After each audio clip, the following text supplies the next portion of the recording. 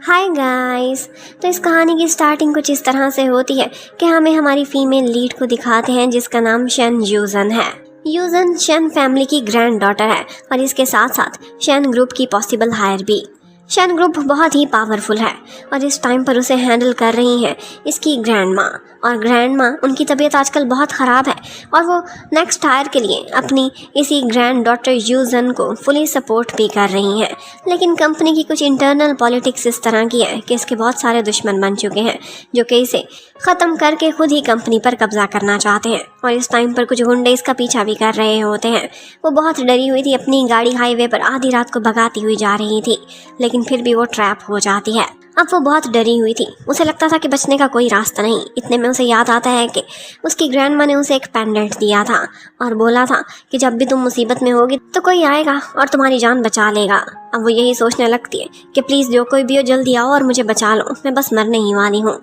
और फिर इतने में उस पर होने वाले हमले को कोई ब्लॉक कर देता है और वो था हमारे ड्रामे का हीरो जिसका नाम है गुचियान। गुचियान के पास बहुत सारी सुपर पावर्स हैं और वो एक इमॉर्टल है। इस टाइम पर वो अपने लाइटर को जलाते हुए बहुत हीरोइक स्टाइल में आ रहा था कि यूजन तो उसे देखती है तो बस देखती ही रह जाती है। उसकी सुपर पावर्स के थ्रू वो सारे गुंडे उसके आगे हार चुके थे। अब उसके बाद वो उसके करीब आता है, अपना हाथ आगे बढ़ाता है। उसे लगता था कि मुझे उठाने के लिए आया है, लेकिन वो उसे कहने लगता है कि मैं तुम्हें नहीं बल्कि उस जेड पेंडेंट को मांग रहा हूँ जो कि मेरी अमानत है तुम्हारे पास। मेरा कॉन्ट्रैक्ट अब तुम लोगों से खत्म होता है। और फिर इतने में एक दूर से आती हुई गाड़ी से टक्कर ही मारने वाली थी कि वो अपनी पावर से फिर से उस गाड़ी को रोक लेता है। बल्कि उसके लिए गाड़ियां तो बिल्कुल एक खिलौने की तरह थी, उन्हें उड़ा उड़ा कर इधर उधर फेंक दिया करता था। अब वो वापस आता है यूजन के पास और उससे कहता है कि मेरी चीज मुझे वापस लौटा दो। वो कहती है कौन सी चीज़? तुम्हारी तो कोई चीज़ नहीं मेरे पास तो जो भी है मेरी ग्रैंड माँ का है। और इतने में वो जेड पेंडेंट उसके गले से उतरकर हवा में लटकने लगता है और उसी पेंडेंट को वो दोनों पकड़ लेते हैं और उनकी लड़ाई स्टार्ट हो जाती है। यूजन बहुत जिद्दी थी, गुचियान से डराने धमकाने की भी कोशिश करता है, उसे समझाता भी है प्यार से, लेकिन वो थी कि इस पेंडेंट पर गिव अप करने वाली थी ही नहीं। वो उससे कहता है कि मेरा कॉन्ट्रैक्ट तुम्हारी ग्रैंड माँ से हुआ था, तुम्हारी ग्रैंड माँ भी बहुत शरारती थी और तुम उनसे भी ज्यादा जिद्दी और बदतमीज हो। 50 ईयर्स पहले ग्रैंड माँ ने उसके साथ एक कॉन्ट्रैक्ट किया था और इसी जेड पेंडेंट के बदले उसने वादा किया था कि वो उनकी फैमिली में से लोगों को 3 दफा जान जाने से बचाएगा, उनकी सुरक्षा करेगा। और वो बताता है कि किस तरह से 3 दफा मैंने तुम लोगों को बचाया है और अब लास्ट टाइम तुम हो। कॉन्ट्रैक्ट खत्म हुआ, मेरी चीज मुझे लौटाओ और मैं आजाद हो सकूं। लेकिन वो वापस नहीं कर रही थी तो यहीं पर ही वो जेड पेंडेंट टूट जाता है। दोनों के हाथ में एक एक पार्ट था और ये पार्ट लाइट में चेंज होकर उनके ही बॉडी में एब्जॉर्ब हो जाता है। अब इसके बाद गुचियान को कुछ समझ नहीं आ रही थी, उसे लगता है कि जेड पेंडेंट ही खत्म हो गया तो इसका मतलब है कि मेरी स्लेवरी भी खत्म हुई, मैं अब आजाद होता हूँ। वो वहां से उड़कर खुशी खुशी जाने लगा था, लेकिन थोड़ी ही दूर जाता है कि उसको बर्निंग सेंसेशन स्टार्ट हो जाती है। वो जैसे ही वापस लौटता है बर्निंग खत्म हो जाती है और थोड़ी ही देर लगी थी उसे ये सारा कुछ समझने में कि जैसे ही वो इस लड़की से 3 मीटर्स के डायामीटर से बाहर निकलेगा तो उसके अंदर बर्निंग स्टार्ट हो जाएगी। वो एक तरह से इसके साथ अटैच हो चुका है क्योंकि पेंडेंट का आधा पीस इस लड़की के अंदर एब्जॉर्ब हुआ है। और फिर यूजन भी अच्छी से ये बात समझ चुकी थी। वो उसे कहने लगती है कि अच्छा तो तुम आजाद होना चाहते थे ना, हो लो आजाद, जाओ चले जाओ। अब वो बेचारा क्या करता, उससे कहता है कि हम मिलकर कोई तरीका तलाश करेंगे और किसी तरीके से इस इश्यू को रिजॉल्व करेंगे। जैसे ही सॉल्व हुआ मैं तुम्हारे से दूर चला जाऊंगा। लेकिन वो कहती है कि मैं एक लड़के को अपने करीब 3 मीटर के डायामीटर में हर टाइम रखूं, ये तो मैं ऐसे नहीं मानने वाली, बदले में मुझे कुछ तो चाहिए होगा।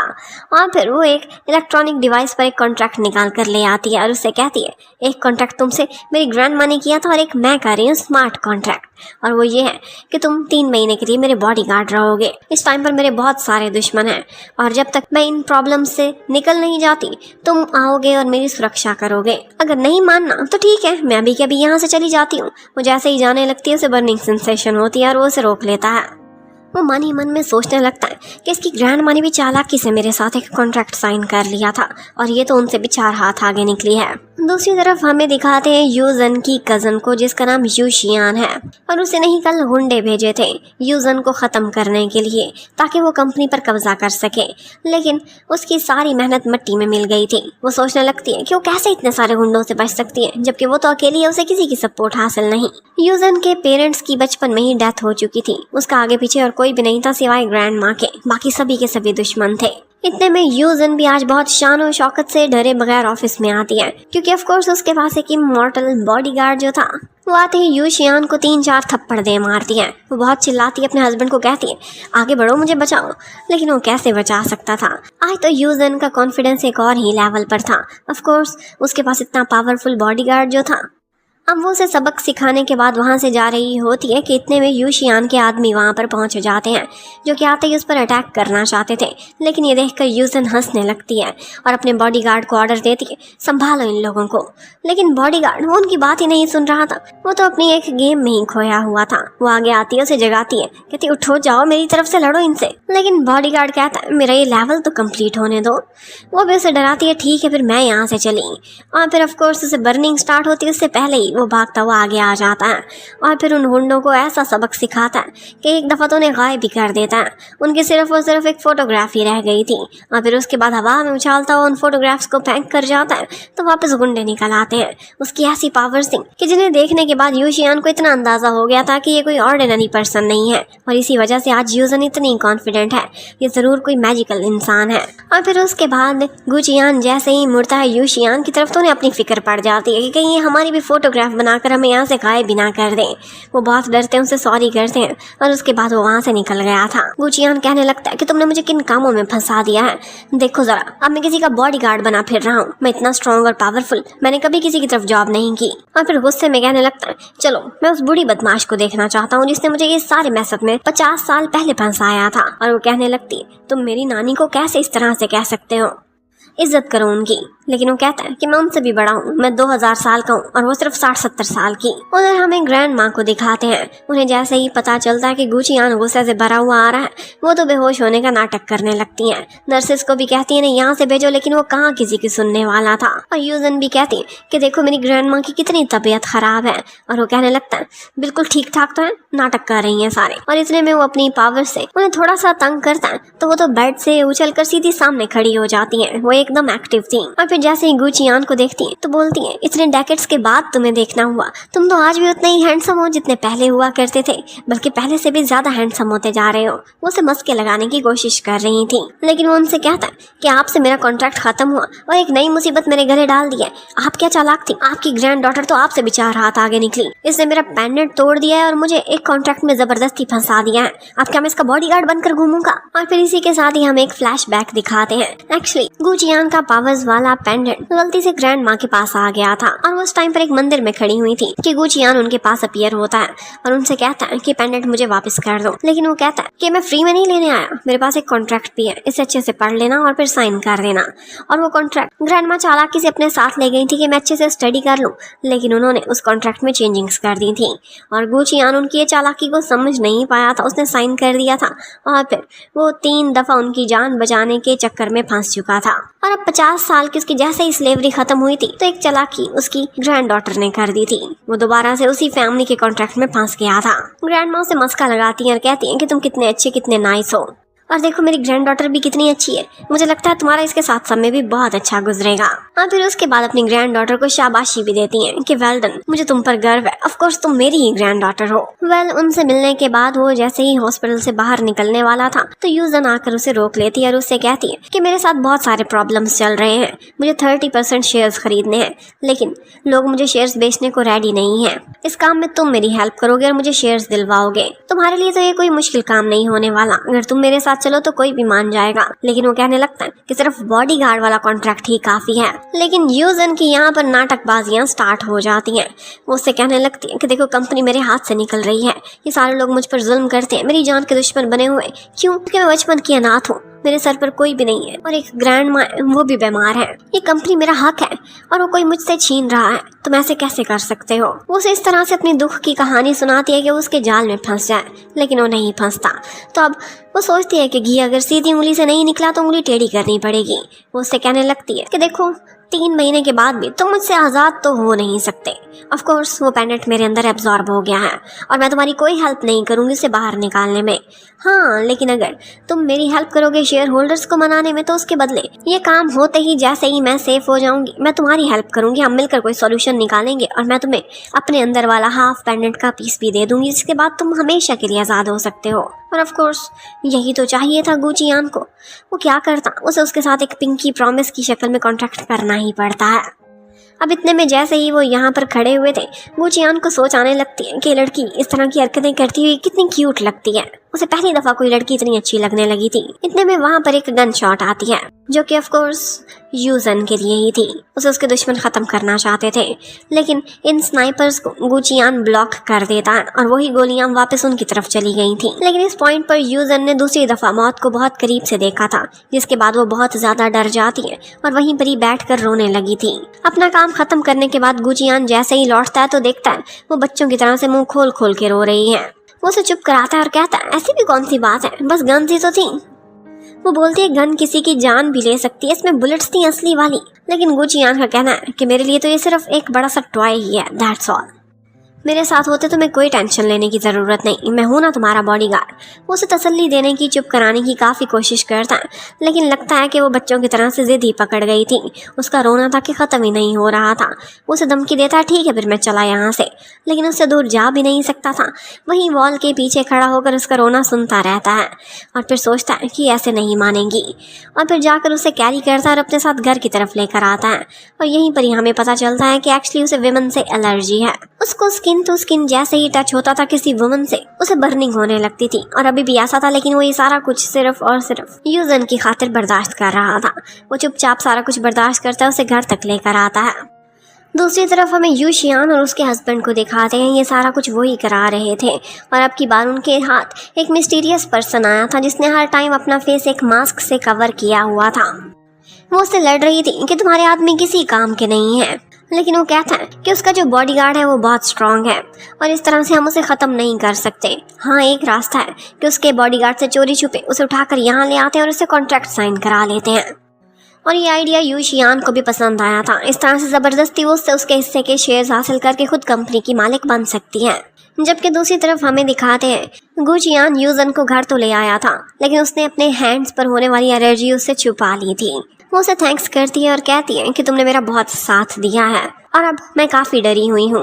ऑफ कोर्स तुम मुझसे दूर तो सो नहीं सकते, तो हम ऐसा करते हैं कि अपने ही कमरे में एक छोटी सी पार्टीशन कर लेते हैं। उसके परे तुम सोगे 3 मीटर के डायमीटर में ही। गुचियान को ये सुनकर बहुत बुरा तो लगता है। वो सोचता है कि ये तो स्लेवरी की सबसे बुरी फॉर्म है, लेकिन फिर भी मजबूर था। उसके करीब ही साथ वाले बेड में सो चुका था। नींद तो उसे आ नहीं रही थी। ऑफ कोर्स उसे बार बार उसकी थॉट्स सुनाई दे रही थी। यहाँ पर यूजन यही सोच रही थी कि किस तरह से इस लड़के ने मेरी जान बचाई है। गुचियान ये तो बहुत हैंडसम है, बिल्कुल मेरे सपनों के राजकुमार के जैसे। लेकिन फिर सोचने लगती है लेकिन ये तो इमॉर्टल है, इतना बूढ़ा भी है। कोई बात नहीं, बूढ़ा है तो क्या हुआ, इतना हैंडसम है, इतना नाइस है, इतना डेयरिंग है। और फिर मन ही मन में उसके ख्याल आता है कि अगर मेरा और इसका बेबी होगा तो वो कैसा सा दिखेगा।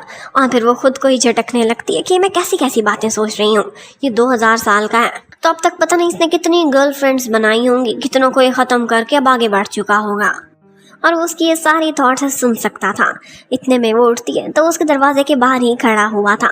उससे कहने लगता है कि मुझे वॉशरूम जाना है, अपने आप को फ्रेश करने के लिए मुझे बाथ लेने की ज़रूरत पड़ती है, इसलिए क्या तुम दरवाजे के बाहर खड़ी रहोगी, वरना बात क्या लूँगा, मैं तो जला ही रहूँगा। और फिर वो भी बाथरूम के बाहर खड़ी हो जाती है। वो जब शावर ले रहा था तो एक दफ़ा उसकी नज़र पड़ी थी। उसके मसल्स, उसकी बॉडी बहुत स्ट्रांग थी। उन्हें देखते ही वो तो लट्टू हो जाती है। वो भी उसे धमकी देता है कि खबरदार अगर मेरी मस्कुलर बॉडी को नजर लगाने की कोशिश की तो। इतने में वो बाहर निकलता है। वो फिसल कर गिरने वाली थी कि वो उसे संभाल लेता है और यहीं पर ही उसे पता चलता है कि वो बॉडी पर जहाँ भी उसे डायरेक्ट टच करती थी तो उसे एलर्जी होने लगती थी। वो बोलता है कि मुझे विमेन से एलर्जी है। और बस यही वो पॉइंट था कि यूजन को समझ आ जाती है कि इसका मतलब है कि आज तक इसने कभी किसी वुमन को डायरेक्ट टच नहीं किया, यानी कि तुम हमेशा के सिंगल हो। और ये बात सुनते ही वो काफ़ी शर्मा जाता है। वो इसे अपनी क्वालिटी नहीं बल्कि सेटबैक समझ रहा था, लेकिन वो तो इसे इसके क्वालिटी के तौर पर ही देखती है कि आज तक सिंगल है, इसका मतलब है कि प्योरली ये मेरा ही रहेगा। अब उसके बाद वो सो जाती है, लेकिन वो सोते हुए खराटे ले रही थी और इस बात से गुचियान बहुत तंग हो जाता है और अपने एयर्स पर एक मैजिकल कवर चढ़ा के आराम से सो जाता है। लेकिन उसी टाइम पर उसके घर में कोई एंटर कर चुका था, जिन्होंने सोते हुए ही यूजन को बेहोश कर दिया था और उसे अपने साथ लेकर जा रहे थे। पर इस सारे शोर को वो सुन नहीं सकता था। वो जैसे ही बाहर निकलते हैं उसे बर्निंग सेंसेशन फील होती है तो पता चलता है कि यूजन यहाँ पर नहीं है। इतने में उनकी गाड़ी का पीछा करने लगता है और फिर सामने से आकर उनको रोक लेता है। वो गुंडे जो खुद को बहुत पावरफुल समझते थे वो गुचियान के सामने कुछ भी नहीं थे। वो अपनी पावर्स के थ्रू उन सबको खत्म कर देता है और फिर उसके बाद अपनी बॉस को बचा लेता है। अब वो बेचारी कुछ चोटें खाकर गाड़ी के साथ बैठी हुई रो रही थी, काफी डरी हुई नजर आ रही थी। और यहाँ पर गुचियान को टेंशन होने लगती है उसे रोते देखकर। वो एक सिगरेट सुलगाना चाहता था, लाइटर नहीं मिल रहा था, तो उसे थोड़ा दूर जाता है, अपनी उंगली बाहर करता है और उसे ही लाइटर बना लेता है और फिर एक सिगरेट उसे बिला कर देता है। लेकिन फिर सोचता है कि नहीं, ये विमेन की हेल्थ के लिए अच्छा नहीं होता। वो कहती है कि क्या तुम जेंडर डिस्क्रिमिनेशन करते हो, तुम्हारी हेल्थ के लिए भी अच्छा नहीं। लेकिन उसका कहना था क्यों अच्छा नहीं होगा, मैं तो इमोर्टल हूँ, मुझे क्या होने वाला। अब फिर से वो दुखी हो जाती है और रोने लगती है। वो आता है, उसे शांत कराता है। उसे वाकई कहीं ना कहीं उससे काफी हमदर्दी होने लगी थी। वो बचपन से लेकर अब तक अकेली थी और अब उसके इतने सारे दुश्मन बन चुके थे। अगर गुचियान आज उसके साथ ना होता तो वो पता नहीं कब की खत्म कर दी गई होती। अब वो उसे तसल्ली देता है, उसे चीयर अप करने की कोशिश करता है और फिर उसे कहता है क्या हो, मैं तुम्हें आज एक सुंदर सा नज़ारा दिखाता हूँ। और फिर उसे पिगी बैग कैरी करता है और अपने साथ हवाओं में उड़ाता हुआ ले जाता है। यहाँ पर आसमान पे चांद का बहुत सुंदर नज़ारा था। वो इतने करीब से सितारों को देखती है, ऊपर से शहर का एक एरियल व्यू लेती है तो उसका मूड बहुत अच्छा हो जाता है।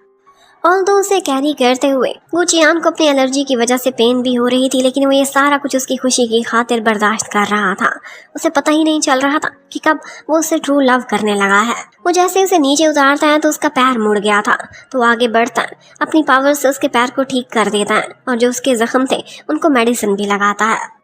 वो उसकी बहुत अच्छे से केयर कर रहा था और इसी बीच वो दोनों एक दूसरे के काफी क्लोज आ जाते हैं। मानो उनकी किस होने ही वाली थी, लेकिन इतने में यूजन शर्मा कर वहां से भाग जाती है। और बस यही वो पॉइंट था कि शायद गुचियान को अंदाजा हो चुका था कि इतने सालों में पहली दफा किसी लड़की ने उसके दिल के तारों को छू लिया है। अब उसके बाद यूजन की एक और जिद थी और वो ये थी कि अब मैं अकेले दूसरे कमरे में नहीं, तुम्हारे साथ ही बेड पर पार्टीशन करके सोना चाहती हूँ।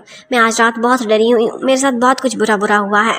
वो उससे कहता है कैसे नहीं चलेगा, तुम अपनी बाकी की जिंदगी कैसे गुजारोगी मेरा कॉन्ट्रैक्ट खत्म होने के बाद। तो वो कहती है तुम फिक्र ना करो, बस आज की रात मुझे यहाँ सोने दो, मैं बहुत डरी हुई हूँ, कल से देखना मैं फिर से एक ब्रेव वुमन बन के बाहर निकलूंगी। एक्चुअली यूजन के भी दो रूप थे। वो जब दुनिया के सामने आती थी डोमिनेटिंग और फियरलेस दिखती थी, लेकिन उसका एक अंदर का बचपन का डर था जो कि इसके अंदर दबा हुआ था, एक छोटे बच्चे की शक्ल में बाहर निकलता था और वो भी सिर्फ और सिर्फ गुचियान ने देखा था। उसे कहीं ना कहीं उसकी पर्सनैलिटी से प्यार होता जा रहा था। अब वो रात को एक दफा थंडरस्टॉर्म से डर के उसे आकर चिपक जाती है, जबकि उधर यूशियान दोबारा से मीटिंग कर रही थी उसी मास्क पर्सन के साथ। वो उसे एक तरीका बताता है, कहता है कि अभी तक ग्रैंड माँ ने अपने हिस्से के शेयर्स किसी के नाम नहीं किए, तुम दोनों के बीच कंपटीशन चल रहा है, ग्रैंड माँ को ही ख़त्म कर दो और उसके बाद उसकी एक जो सपोर्ट है वो भी ख़त्म हो जाएगी और तुम मेरी हेल्प के थ्रू बाकी के शेयर्स हासिल कर लेना। तुम अगर इस तरह से यूजन को हराओगी तो फिर वो कभी भी उठ नहीं पाएगी। बाकी सब चीज़ें एक साइड पर, लेकिन उसका बॉडीगार्ड शेयर्स हासिल करने में उसकी हेल्प नहीं कर पाएगा। अब ये आइडिया यूशियान को काफ़ी पसंद आता है। दूसरी तरफ हमें दिखाते हैं कि सुबह सुबह जब यूजन की आंख खुलती है तो वो तो किचन में ही काउंटर टॉप पर सोई हुई थी। वो कहती है मुझे यहाँ कौन लेकर आया, तो वो बोलने लगता है कि मुझे बहुत भूख लग गई थी, तुमसे दूर तो नहीं जा सकता था ना, तुम्हें ही किचन में लेकर आ गया। और उसने उसके लिए नाश्ता भी प्रिपेयर किया हुआ था। वो जैसे ही उसके हाथ का बना हुआ नाश्ता करती है तो कहती है वाओ ये तो बहुत डिलीशियस है, तुमने कहीं से खाना बनाना भी सीखा है क्या। वो कहने लगता है कि हाँ, मैं शौक के तौर पर चिंग डायनेस्टी में एक दफ़ा शेफ़ का काम भी करता था, बस वहीं से सीखा है। और वो सोचने लगती है कि wow he is so talented. अभी वो नाश्ता कर ही रही थी कि इतने में उसे एक कॉल आती है कि हॉस्पिटल में इमरजेंसी हो गई है उसकी ग्रैंड माँ के साथ। वो भागती हुई वहाँ पहुँच जाती है। वहाँ जाती है तो पता चलता है कि उसकी ग्रैंड माँ की तो डेथ हो चुकी है। वो सोचने लगती है कि ये कैसे हो सकता है, एक ही तो मेरा रिश्ता था और वो भी इस दुनिया से जा चुका। और फिर उसके बाद पीछे यूशियान ही रह गई थी। वो कहने लगती है कि मैं ग्रैंड माँ की ग्रेटेस्ट ग्रैंड डॉटर हूँ, तुमसे बड़ी हूँ, तो मैं ही सारी ड्यूटीज अंजाम दूंगी, इनकी फ्यूनरल का भी इंतजाम करूंगी और उसके साथ साथ कंपनी पर भी अब मेरी ही चलेगी। लेकिन यूजन उससे लड़ना स्टार्ट कर देती है और उससे कहती है कि ये सारा कुछ मैं तुम्हें करने नहीं दूंगी, क्योंकि ग्रैंड माँ की भी ये विश नहीं थी। वो मुझे हायर के तौर पर देखना चाहती थी, ना कि तुम्हें। उन्होंने कभी तुम्हें सपोर्ट नहीं किया था, ये तुम भी अच्छे से जानती हो। वहाँ पर कुछ बिजनेस पार्टनर्स भी खड़े हुए थे जिनके सामने यूशियान अच्छा बनने का नाटक करती रहती है और जानबूझकर ये दिखाना चाहती थी कि यूजन बहुत ही जज्बाती लड़की है। लेकिन यूजन का वाकई अपनी भावनाओं पर इस टाइम कोई भी काबू नहीं था। वो उसे डांटती है और उसके बाद वहाँ से बाहर निकाल देती है। वो वैसे तो ना जाती, लेकिन एक्चुअली यहाँ पर गुचियान की पावर्स ने काम किया था। वो जैसे ही यूजन के क्लोज आने की कोशिश करती थी तो वो उसे तड़पा कर नीचे गिरा दिया करता था। अब उन लोगों को मजबूरी में वहाँ से जाना ही पड़ता है। इतने में यूजन बहुत रो रही थी। गुचियान से कहती है, तुम्हारे पास कोई तो रास्ता होगा, तुम्हारे पास इतनी सारी पावर्स हैं, किसी तरह से ग्रैंड माँ को वापस ले आओ। लेकिन वो कहता है, मैं कोई गॉड नहीं हूँ, जिंदगी और मौत सिर्फ उसी के हाथ में है, मैं डेथ को लेकर कोई ट्रेड नहीं कर सकता। वो यहाँ पर और भी जज्बाती हो जाती है, उसी से ही लड़ने लगती है कि फिर तुम्हारी पावर्स का क्या फायदा, मेरी जिंदगी का क्या फायदा, ग्रैंड माँ को वापस ले आओ, इनके बदले मैं अपनी जान दे देती हूँ। लेकिन वो कहता है, ऐसा कुछ भी मैं नहीं कर सकता। अब वो गुस्से में आ जाती है, उससे भी लड़ती है और फिर रोने लग जाती है। उसका कहीं पर भी बस नहीं चल रहा था। इतने में गुचियान ने देखा था कि ग्रैंड माँ की ड्रिप के साथ कुछ ना कुछ गड़बड़ है। उसमें उसे कुछ ना कुछ ब्लैक शक्तियां दिखाई दे रही थी, जिसके थ्रू उसे समझ आ जाती है कि ग्रैंड माँ को नेचुरल डेथ नहीं आई है, बल्कि किसी ने उन्हें मर्डर किया है, उन्हें जहर दिया है। वो यही बात यूजन को भी बताता है। वो कहती है कि मैं इन पर केस कर दूंगी, लेकिन वो बोलता है कि सारा कुछ मैं अपनी शक्तियों से देख सकता हूँ, लेकिन ये शक्तियाँ तुम्हें कोर्ट में काम नहीं आने वाली। फिलहाल तुम इस चीज़ पर तवज्जो दो कि जो तुम्हारी ग्रैंड माँ तुमसे चाहती थी तुम वो पूरा करो। जल्दी से जल्दी शेयर होल्डर्स का एतमाद हासिल करो। जैसे ही तुम शेयर हासिल करोगी, इस कंपनी पर अपना राज जमाओगी, तभी तुम्हारी ग्रैंड माँ भी खुश रहेंगी। अब ये सुनकर यूजन कुछ ना कुछ काम डाउन हो जाती है। इसके साथ ही वो कहती है, ग्रैंड माँ की एक और भी विश थी और वो ये थी कि मैं जल्दी शादी कर लूँ। कोई ऐसा पर्सन मुझे मिले जो केयरिंग हो, लविंग हो, मेरा साथी बनकर रहे। अब ये सुनते ही गुचियान तो ब्लश करने लगता है। उसके मन में सिर्फ यही था कि मैं ही तो वो पर्सन हो सकता हूँ। ये शायद मेरी तरफ इशारा कर रही है, मुझे इनडायरेक्टली लव कन्फेस तो नहीं कर रही।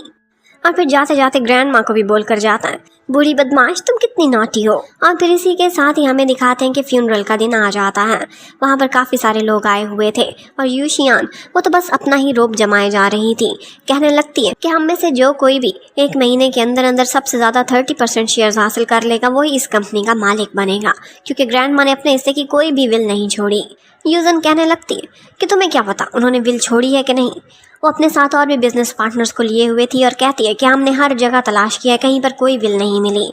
लेकिन इसके साथ ही गुचियान ने अपनी सुपर पावर्स के थ्रू यूजन को दिखा दिया था कि उनकी विल किस लॉकर में पड़ी हुई है और उस लॉकर का पासवर्ड क्या है। वो यही सारों को बता देती है और उसके बाद एक आदमी जाकर वहाँ से उनकी विल उठा कर ले आता है। और फिर उनके बिजनेस पार्टनर्स और लॉयर्स भी ये कन्फर्म करते हैं कि वाकई अंदाज भी उनका है और ये सील भी उनकी असली है। तो ये विल उन्होंने ही लिखी है, ओरिजिनल है।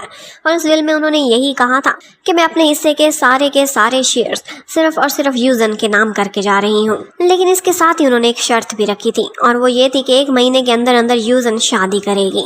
अगर शादी नहीं करेगी तो फिर ये सारा कुछ रिवर्स हो जाएगा। अब ये शर्त तो काफ़ी निराली थी। हर कोई वहाँ पर कहने लगता है कि ये शर्त तो ड्रामों में पहले भी कई दफ़ा देखी है। इसका मतलब है कि ग्रैंडमा बहुत रोमांटिक थी और रोमांटिक कॉन्ट्रैक्ट रिलेशनशिप के ड्रामा देखा करती थी। उसी टाइम पर यूजन कहने लगती है कि ऐसी भी कोई बात नहीं, 1 महीने के अंदर अंदर मैं अपना परफेक्ट जीवन साथी तलाश कर लूँगी। तलाश क्या करूँगी, लड़का तो मेरी नज़र में ही है। वो बहुत सीरियसली कॉन्फिडेंटली ये कहती हुई जा रही थी और गुचियान वो ब्लश करने लगता है। उसे लगता है कि ये मेरे बारे में कह रही है और शायद मेरी तरफ ही पढ़ रही है। वो सोचने लगता है कोई बात नहीं, अब ये 2000 साल की सिंगल लाइफ से मेरे बाहर निकलने का टाइम हो चुका है। लेकिन जैसे ही यूजन उसके पास आती है तो वो तो पास से आगे निकल जाती है और उसे कुछ भी नहीं कहती। वो बस अपना सा मुंह लेकर खड़ा ही रहता है। उसके सारे अरमानों पर पानी फिर गया था। अब घर वापस आने के बाद गुचियान काफ़ी परेशान था और फिर उससे रहा नहीं जाता तो वो उससे कह ही देता है कि तुमने आज सबके सामने बोला था कि एक लड़का मेरी नज़र में है। ये भी बोला था कि वो बहुत स्ट्रांग है, बहुत केयरिंग है और बेशक उम्र में ज़्यादा ही क्यों ना हो, मुझे एक्सेप्टेबल है। ये सारी क्वालिटीज़ किस में पाई जाती हैं, मुझे पता है किस में है। और इसके साथ ही वो अपनी पावर्स भी दिखाने लगता है कि वो कितना स्ट्रांग है।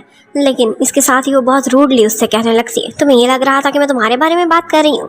बेशक उम्र में बड़ा हो, लेकिन तुम्हारे जैसा बुढ़ा तो मैं कभी भी एक्सेप्ट नहीं करने वाली। और बस उस बेचारे के दिल के साथ साथ उठाई हुई चीज़ें भी टूट जाती हैं। ये कहकर वो अपने कमरे में चली गई थी, लेकिन वहाँ जाकर उसे सारी पुरानी यादें आने लगती हैं जो टाइम उसने गुचियान के साथ गुजारा था। और तो और उसकी ग्रैंड माँ ने भी मरने से पहले यही विश जाहिर की थी कि वो चाहती है कि गुचियान की और यूजन की शादी हो जाए। लेकिन आज वो ग्रैंड माँ की फ़ोटो से बात करते हुए कहती है कि मैं भी ऐसा ही चाहती हूँ, उससे प्यार भी करती हूँ, लेकिन वो और मैं कंपैटिबल नहीं है। हमने पहले भी उसे शेन फैमिली में अपना स्लेव बना कर रखा था, अब उसे आज़ाद होना चाहिए। मैंने उसके साथ जुल्म किया है और मैं ये जुल्म कंटिन्यू नहीं कर सकती। दूसरी तरफ हमें दिखाते हैं कि वो मिस्टीरियस मास्क्ड मैन आज अपना चेहरा रिवील करता है और उसका नाम फैंग था। वो फैंग हू था और फैंग फैमिली से बिलोंग करता था। उसके बहुत पुराने ग्रीवेंसेस थे शन फैमिली से और इसके साथ साथ गुचियान से भी, क्योंकि उसकी फैमिली ने एक दफ़ा शन फैमिली पर अटैक किया था और गुचियान ने उनको बचाते हुए डिफेंस में उसकी फैमिली को मार डाला था। वो तब से लेकर अब तक उसे तलाश कर रहा था और उससे बदला लेना चाहता था। वो बोलता है कि मेरे मन में बहुत सारी चालें हैं और फिर वो किसी के रेफरेंस के थ्रू एक ब्लाइंड डेट बनकर जाके यूजन से मिलता है। एक्चुअली वो यूजन का पुराना क्लास फेलो भी था, इसी वजह से उनकी तुरंत ही दोस्ती हो जाती है और उनको इस तरह से हंसते खेलते और बातें करते हुए देखकर उसका बॉडीगार्ड गुचियान बहुत जेलस होता है और उसे जब भी मौका मिलता था वो कोई जली कटी बात फैंग हू को सुना दिया करता था। इस बात पर उसे 1-2 दफ़ा डांट भी पड़ती है और तो और यूजन उसे उठाकर पीछे बिठा देती है। अब वो पिछली सीट पर बैठकर कान धरे उन्हीं की बातें सुने जा रहा था और जेलसी में उसकी शक्ल तो देखने वाली थी। फिर इतने में वो ऐसा करता है कि अपने एयर्स पर प्रोटेक्टिव कवर लगा लेता ताकि ना उसको उनकी बातें सुने ना ही और जेलस हो। अब फैंग हू के चले जाने के बाद गुचियान काफी गुस्से में और जला कटा दिखाई दे रहा था। इस बात से कहीं ना कहीं यूजन काफी इंजॉय कर दिया और वो उसे खुद से फ्री मशवरे देने लगता है। बोलता है कि मेरा 2000 ईयर्स का एक्सपीरियंस है और इंसान की पर्सनैलिटी को जज करते हुए मुझे इससे बुरे सिग्नल्स आ रहे हैं। मुझे लगता है कि मैं इसे जानता हूँ, ये कोई अच्छा इंसान नहीं है। लेकिन यूजन उसका मजाक उड़ाती है और कहती है कि सारा कुछ तुम सिर्फ और सिर्फ जेलसी की वजह से कर रहे हो, क्योंकि मुझे लगता है कि तुम अपनी बॉस पर फिदा हो चुके हो। लेकिन वो कहाँ अपना प्यार और अपनी जेलसी एक्सेप्ट करने वाला था। उससे कहता है कि मैं तुम्हारा बॉडीगार्ड हूँ और मेरी ड्यूटी बनती है कि बुरे लोगों को तुमसे दूर रखूं। अब उसके बाद नेक्स्ट डे यूजन को पता चलता है कि क्लास रीयूनियन पार्टी है और इस पार्टी में फैंग हू ने उसे भी इन्वाइट करा है। वो बहुत एक्साइटेड थी और अपने लिए कोई ड्रेस चूज कर रही होती है। ये देख कर फिर से गुचियान को काफी गुस्सा आता है कि कुछ भी पहन कर चली जाओ, इस सबसे क्या फर्क पड़ता है। लेकिन वो कहती है कि फर्क पड़ता है और मैं इस पार्टी में सबसे सुंदर दिखना चाहती हूँ। ऑफ कोर्स मैं शन फैमिली की हायर जो हूँ। अब ये सुनकर वो ना चाहते हुए भी उसकी ये विश पूरी कर ही देता है। उसे बहुत सारे डिजाइनर ड्रेसेस दिखाता है और वो ऐसे ड्रेसेस थे जो लिमिटेड एडिशन थे। वो अपने मैजिक के थ्रू वो वहाँ पर ले आता है। वो पहले तो बहुत खुश होती है, फिर अचानक से उसे ख्याल आता है तो कहने लगती है कि ये क्या, तुमने गर्ल्स के वार्डरोब क्यों इकट्ठा करके रखा हुआ है? क्या तुम एक ठरकी इंसान हो? और बस ये सुनते ही उसके कपड़े भी उस पर गिर जाते हैं और उसके पास देने को कोई भी जवाब नहीं था। ये सारा कुछ वो यूजन के लिए कर रहा था, लेकिन वो जवाब में उसे ये सारा कुछ कह रही थी। इतने में वो उसमें से एक ड्रेस चूज करती है और बहुत सुंदर सा तैयार होकर उसके सामने आ जाती है। लेकिन उसने एक्सपेक्ट नहीं किया था कि इस पार्टी में जाने के लिए गुचियान भी बहुत अच्छा सा रेडी हुआ था। वो कहने लगती है कि तुम एक बॉडीगार्ड हो, तो वो बोलता है तो क्या हुआ, क्या मैं अच्छा रेडी नहीं हो सकता? मैं शन यूजन का बॉडीगार्ड हूँ, मेरी पर्सनैलिटी भी बहुत मैटर करती है। अब वो उसके साथ पार्टी में चली जाती है। वो अपना हाथ आगे बढ़ाता है लेकिन उनके बीच में फैंग हुआ आ गया था। यूजन को अपने साथ लेकर अंदर चला जाता है। पीछे पीछे बॉडीगार्ड को आते देखकर वो कह रहा था कि बहुत पर्सनल सी पार्टी है, इसमें बॉडीगार्ड्स को बाहर ही रहना चाहिए। लेकिन वो बोलती है कि मेरा पर्सनल बॉडीगार्ड है, हमेशा मेरे करीब ही रहता है, क्योंकि थोड़े दिनों पहले मुझ पर काफी खतरा मंडरा रहा था। अब वो लोग जैसे ही अंदर जाते हैं तो सारे लोग उन्हें देखकर वेलकम करते हैं। 1-2 ने तो ये भी कह दिया था कि यूजन की जोड़ी इस नए लड़के के साथ बहुत अच्छी लग रही थी, लेकिन जेलस होकर फैंग तुरंत ही कह देता है कि सिर्फ और सिर्फ उसका बॉडीगार्ड है। अब उसके बाद थोड़ी ही देर में उस पार्टी में कुछ लोग आ जाते हैं जो कि आते ही फैंग हू को तंग करने लगते हैं और कहते हैं कि तुम एक पुअर फैमिली से बिलोंग करते हो, तुम्हारी फैमिली बैंकरप्ट हो गई थी। वो उसे बुली कर रहे थे, वो खुद को मिजरेबल दिखाना चाहता था और इसी सब के बीच यूजन को उस पर काफी दया आती है। गुचियान अपनी पावर्स के थ्रू उन लोगों को घायल कर देता है और वो उसे माफी मांगते हुए वहाँ से भाग जाते हैं। अब इसके बाद वो उसके पास आती है और उससे कहती है कि मैंने देखा है तुम्हारा हार्ट बहुत ही सुंदर है, तुम किसी को भी तकलीफ में नहीं देख सकते, इसीलिए तुमने इसकी हेल्प करी। वो मेरा फ्रेंड था, मुझे खुशी हुई। और इसके साथ ही गुचियान जो कि इमॉर्टल तो था लेकिन बहुत इनोसेंट भी था, उसे दोस्त और दुश्मन में फर्क नहीं पता था। वो देखता है कि यहाँ पार्टी में यूजन डांस भी करती है और उसका पार्टनर फैंग हू ही बना हुआ था। ये देखकर वो काफी जेलस हो गया था। यहाँ पर वो कुछ ज्यादा ही ड्रिंक कर लेती है। अब वो टुन हो गई थी। फैंग हू चाहता था कि उसे घर ड्रॉप करे, लेकिन वो बार बार अपने बॉडीगार्ड को ही चिपके जा रही थी और उसके बाद बॉडीगार्ड भी उसे कैरी करता और अपने साथ लेकर चला जाता है। ये सीन काफी रोमांटिक था, लेकिन उसके जाते ही हमें पता चलता है कि वो अपना हैंड बैग वहीं पर ही भूल गई थी। फैंग हू ने वो आदमी खुद हायर किए हुए थे, वो उसके पास आते हैं और उसे बुली करने का नाटक करने के उससे पैसे लेकर जाते हैं। ये सब उसने जानबूझकर किया था क्योंकि वो गुचियान की पावर्स को देखना चाहता था। उधर ड्रिंक करने के बाद यूजन एकदम आउट ऑफ कंट्रोल हुए जा रही थी। वो बार बार गुचियान को अपने पास बुलाती थी और उससे कहती थी कि तुम कितने हैंडसम हो, और उसने तो एक दफा उसे चीख पर किस भी कर दी थी और कहा था कि तुमने मेरी इतनी हेल्प की, उसके बदले ये कॉम्पनसेशन है। और फिर कहती है कि मैं तुम्हें कॉम्पनसेशन तो और भी देना चाहती हूँ, लेकिन मुझे डर है कि कहीं तुम ग्रिल्ड सॉसेज ना बन जाओ। ये सुनते ही पहले तो उसे काफी गुस्सा आता है, लेकिन वो यूजन के मुंह से कही हुई किसी भी बात पर बुरा नहीं मनाता था। उसे कहने लगता है कि अगर चाहो तो मुझे आजमा कर देख लो, मेरी बियरिंग कैपेसिटी काफी ज्यादा है। और इसके साथ साथ तुम्हें ये भी बता दूं, कभी ड्रिंक भी हो जाना तो भी किसी और के करीब नहीं आना। तुम्हारे लिए सिर्फ एक ही पर्सन कंपैटिबल है और वो मैं हूँ। मैं ही तुम्हारी सुरक्षा करूंगा। मैं स्ट्रांग भी हूँ, उम्र में तुमसे बड़ा भी हूँ और केयरिंग भी हूँ। हमेशा तुम्हें ओबे करता रहूंगा। और फिर इसी के साथ ही वो उसकी सारी बातों पर यस यस करती हुई वहीं पर ही सो जाती है, और वो भी उसे हक करके। अब नेक्स्ट मॉर्निंग जैसे ही यूजन उठती है तो वो काफी शर्मिंदा होती है। उसे जैसे ही अपनी पुरानी बातें याद आ कि कल वो क्या क्या बकवास करती रही थी। अब वो गुचियान से सॉरी करती है और नाटक करने लगती है कि मैं ब्लैक आउट हो गई हूँ, मुझे तो कुछ याद नहीं मैंने क्या बोला था। इतने में उनके घर पर कोई आता है और वो फेंग हू था, जो कि उसका क्लच वापस करने के लिए आया था। तो वो दरवाजे पर ही खड़ा रहता है और फिर उसके बाद वो उससे कहने लगता है कि एक बात थी जो अधूरी रह गई थी हमारे हाई स्कूल टाइम में। एक्चुअली जब उसके मॉम डैड के साथ वो एक्सीडेंट हुआ था, उस टाइम पर वो उसे प्रपोज करने वाला था, लेकिन उसे जल्दी में जाना पड़ा। वो बोलता है आप कंप्लीट करूंगा, नील डाउन होकर उसे प्रपोज करता है कि क्या तुम मेरी जीवन साथी बनोगी। लेकिन उसकी दी हुई रिंग पर दूर से आता हुआ गुचियान अपनी लात से ठोकर मार के गिरा देता है और उससे कहता है कि ये सब इम्पॉसिबल है। मैं एक बॉडीगार्ड नहीं हूँ, मैं इसका मैन हूँ, और मैं इसलिए कह रहा हूँ क्योंकि मैं अब इस पर अधिकार रखता हूँ। तुम्हें शायद पता नहीं है, लेकिन मैं बहुत ही जल्द इसका हस्बैंड भी बनने वाला हूँ। पता है हम रोज रात को इकट्ठे ही सोते हैं। इस बात से वो पता नहीं उसे क्या मीनिंग देना चाहता था। फेंगो तो ऐसी एक्टिंग करने लगता है कि जैसे वो बहुत हार्ट ब्रोकन हो गया था, और अपनी गिरी हुई रिंग उठाता है और उसे कहता है चलो एक दोस्ती की निशानी के तौर पर ही रख लो। लेकिन उसकी रिंग गुचियान ने पकड़कर मसल दी थी और उसे वहां से भेज दिया था। अब उसके बाद वो यूजन से कहता है कि मैं तुम्हारे लिए एक सरप्राइज लेकर आया हूँ, और एक रिंग अपने हाथ पर निकाल लेता है अपने मैजिक के थ्रू और बोलता है कि उस वाली रिंग से कहीं ज्यादा सुंदर है। ये देखकर वो स्माइल करने लगती है। वो उसकी यस का भी इंतजार नहीं करता क्योंकि उसने उसकी नजरों से पढ़ लिया था। और फिर नेक्स्ट ही सीन में वो लोग सिविल अफेयर ब्यूरो पहुंचे हुए थे। उन्होंने अपनी मैरिज रजिस्टर करा ली थी और वो लीगली हस्बैंड वाइफ बन चुके थे। और उनकी शादी होने के बाद यूजन और गुचियान दोनों काफी खुश नजर आते हैं। वो इकट्ठे एक डेट पर जाते हैं, सारा दिन इकट्ठे बिताते हैं। यहाँ पर वो दोनों बहुत इंजॉय करते हैं। लेकिन गुचियान को लग रहा था कि जैसे इस तरह वो एक स्लेव कॉन्ट्रैक्ट में और भी ज्यादा धंसता जा रहा है, लेकिन इस तरह की स्लेवरी उसे फिर भी कबूल थी। अब वो दोनों घर पहुंचते हैं और फिर यहाँ पर टाइम था उनके किस करने का, लेकिन वो जैसे ही क्लोज होते हैं उन्हें कोई फोर्स एक दूसरे से दूर कर देती है। वो सोचते हैं कि शायद अभी तक सही समय नहीं आया और हमें कोई ना कोई रास्ता ढूंढना है। हमारे अंदर जो पेनेट एब्जॉर्ब हुआ है उसे बाहर निकालने का, उसके बाद ही शायद हम क्लोज आ सके। और इसके साथ ही वो उससे कहता है कि मैंने तुम्हारी दादी से वादा किया था कि तुम्हारी रक्षा करूंगा। अब ये वादा मैं सारी जिंदगी निभाऊंगा। मैंने पहले भी 50 साल तक तुम्हारी फैमिली के साथ ये वादा निभाया है।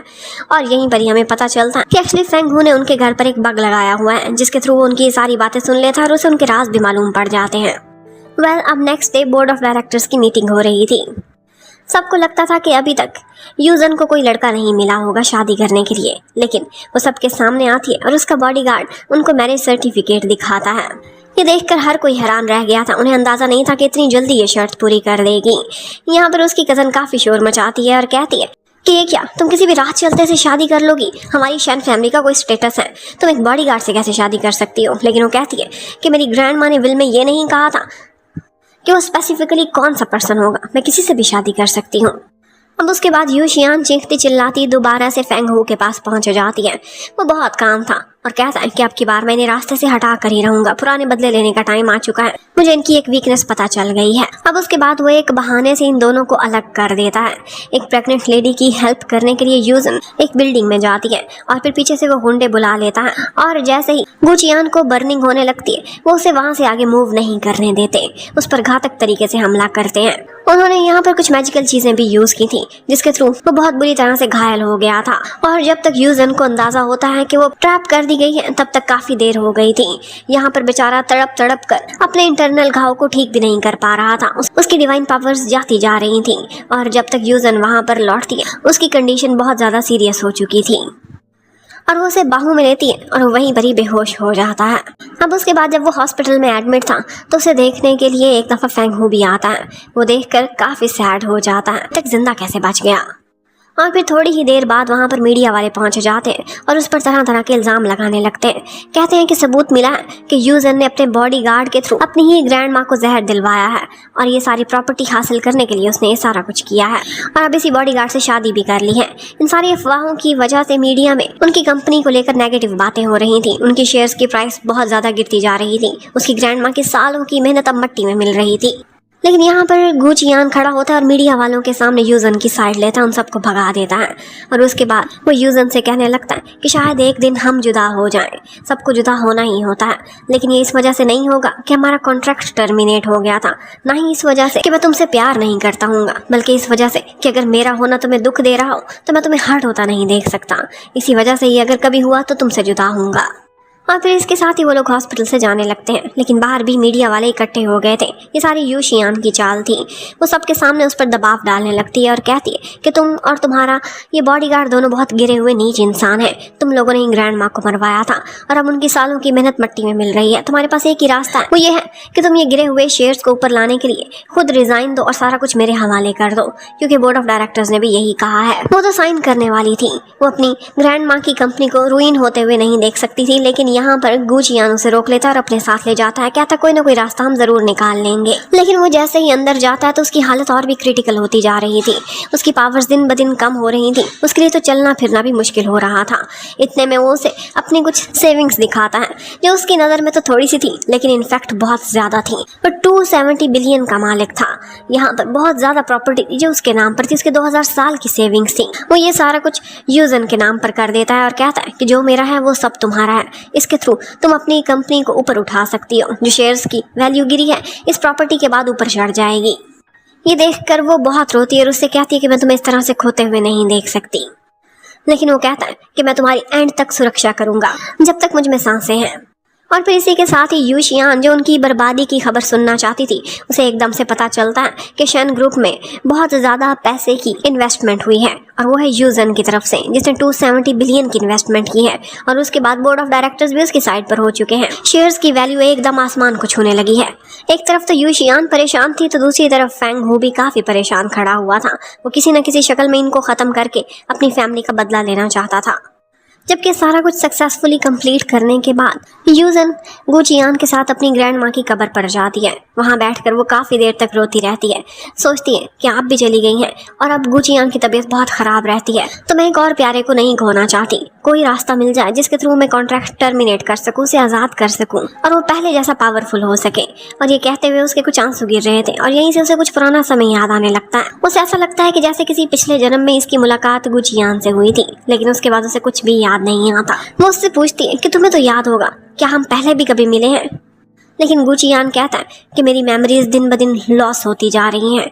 मुझे तो अब करीब के इवेंट्स भी याद नहीं, पता नहीं क्या हुआ था, मेरी सारी पावर्स जा रही हैं। इतने में उनसे मिलने के लिए फेंग हू आता है, जिसने अभी तक दोस्ती का ही मास्क अपने ऊपर चढ़ाया हुआ था। उनसे कहता है कि मेरी इंगेजमेंट पार्टी है, आई होप आप दोनों ज़रूर आएंगे।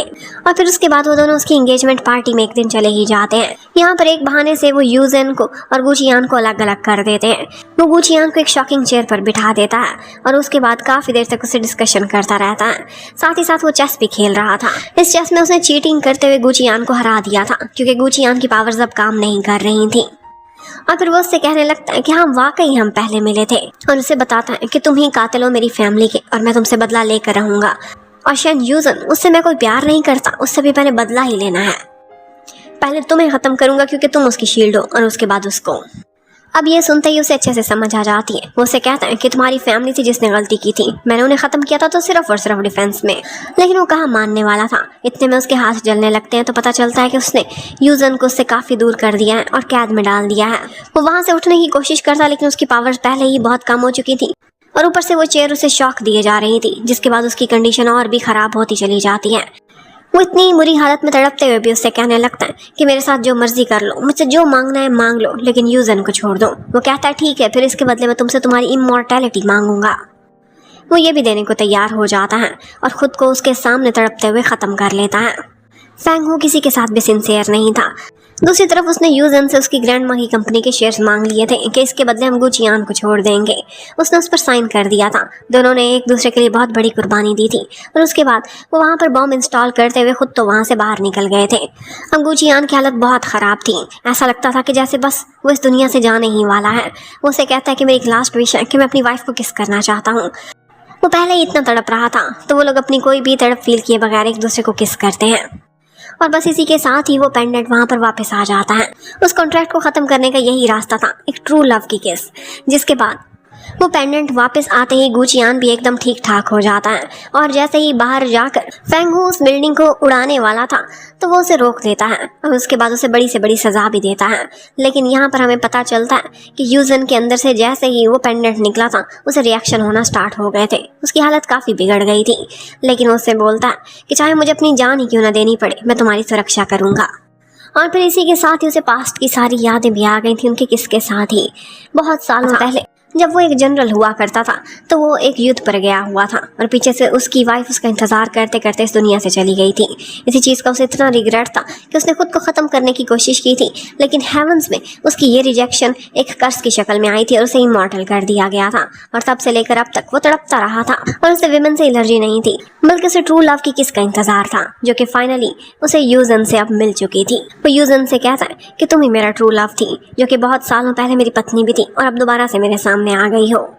और जैसे ही यूजन की जान जाने वाली थी वो ये सारा कुछ बर्दाश्त नहीं कर पा रही थी रिएक्शन के तौर पर, तो वो उसे कहता है कि हमारा पिछला कॉन्ट्रैक्ट तो ख़त्म हुआ लेकिन एक कॉन्ट्रैक्ट अभी भी है, और अपने मैरिज सर्टिफिकेट उसके हाथ में देता है और इसके साथ ही वो पेंडेंट भी। उसके थ्रू वो उसे हील करता है और उसके बाद वो खुद गायब हो गया था। वो इस दुनिया से डिसअपियर हो चुका था। अब थोड़े अरसे बाद का सीन दिखाते हैं। फैंग हो को भी अपने किए की सज़ा मिल गई थी और इसके साथ साथ यू शियान को भी, और उनकी कंपनी शेन ग्रुप बहुत ज़्यादा ग्रो कर रही थी, जैसा उसकी ग्रैंड माँ का सपना था गुचियान का भी। अब यूजन बहुत सक्सेसफुल लेडी थी, लेकिन उसकी ज़िंदगी फिर भी बहुत लोनली जा रही थी। उसने गुचियान के जाने के बाद किसी को भी अपने दिल में जगह नहीं दी थी। एक दिन वो इसी तरह से उसके मेमोरियल के सामने खड़ी हुई थी कि इतने में पीछे से कोई आता है। वो कहती है कि क्या तुम मेरे नए असिस्टेंट हो? वो बोलता है यस, और इसके साथ ही उसे आवाज़ जानी पहचानी लगी थी। वो मुड़कर देखती है तो कोई था जो उसकी लाइफ में फिर से अपीयर हुआ था, और वो वही गुचियान था जो उसे कभी भी छोड़ नहीं सकता था। इसके साथ ही वो उसे हक करती है और वो उसका लाइफ पार्टनर बनकर दोबारा से उसकी ज़िंदगी में वापस आ चुका था। इसके साथ ही इस कहानी की हैप्पी एंडिंग हो जाती है। Thank you for watching, bye bye.